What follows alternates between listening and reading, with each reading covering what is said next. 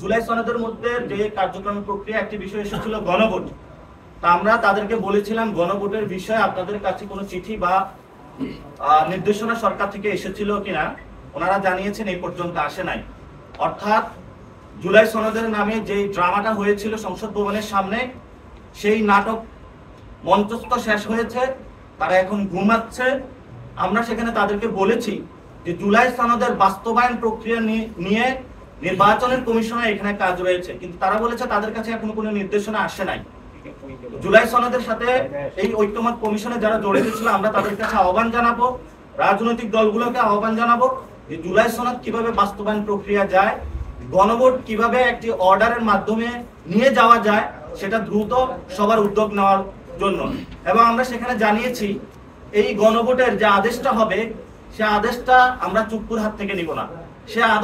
সে আদেশটা অবশ্যই বাংলাদেশের বর্তমান যিনি প্রধান উপদেষ্টা রয়েছেন ডক্টর ইউনূস থেকে হতে হবে, যার হাত দিয়ে বাংলাদেশের মানুষের রক্তে রঞ্জিত হয়েছে, আহত হয়েছে, শহীদ হয়েছে, এবং অন্যতম কারিগর ছিল চুপ্পু। সেই চুপ্পুর মধ্য দিয়ে হাতের সাইন দিয়ে এনসিপি বাংলাদেশে কোনো জুলাই সনদের সাইন মানবে না। এটা আমরা স্পষ্ট সরকারের কাছে আগেও জানিয়েছিলাম। আজকে গণভোট প্রশ্নে আমরা আপনাদের সামনে এই বিষয়গুলো আরো স্পষ্ট করছি। আরেকটি হলো নির্বাচন কমিশন।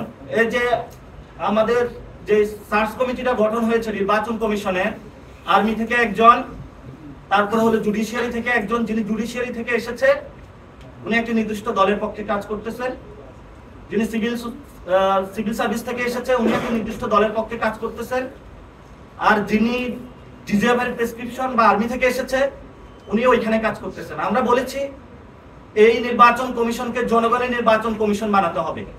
এটা কোনো দল নয়, জুডিশিয়ারিতে যারা বসেছে দখল দিয়েছে তাদেরও নয়, যারা সিভিল সার্ভিসে বসেছে তাদেরও নয়, কোনো ক্যান্টনমেন্টেরও নয়, কোনো ডিজিএফ এর হেডকোয়ার্টারের এটার কোনো ক্যান্টনমেন্ট সদর দপ্তর বানানো যাবে না।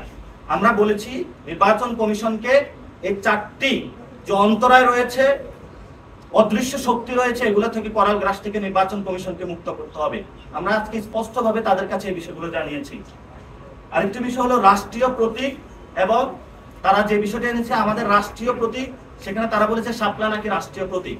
আমরা তাদেরকে বলেছি যে রাষ্ট্রীয় প্রতীক আসলে কি সে বিষয়টি ব্যাখ্যা দেওয়ার জন্য শাপলাকে কেন তারা রাষ্ট্রীয় প্রতীক বলেছে, অথবা রাষ্ট্রীয় প্রতীক বলে শাপলাকে বলে কেন তারা এই ধোঁয়াশাটা সৃষ্টি করেছে।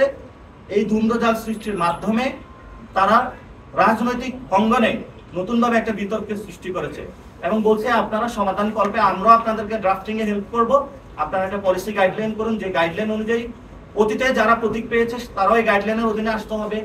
যদি প্রতীকের মধ্যে ধান থেকে থাকে তাহলে প্রতীক যদি আপনার রক্ষা করতে হয় তাহলে ধানকেও রক্ষা করতে হবে, তারাকেও রক্ষা করতে হবে।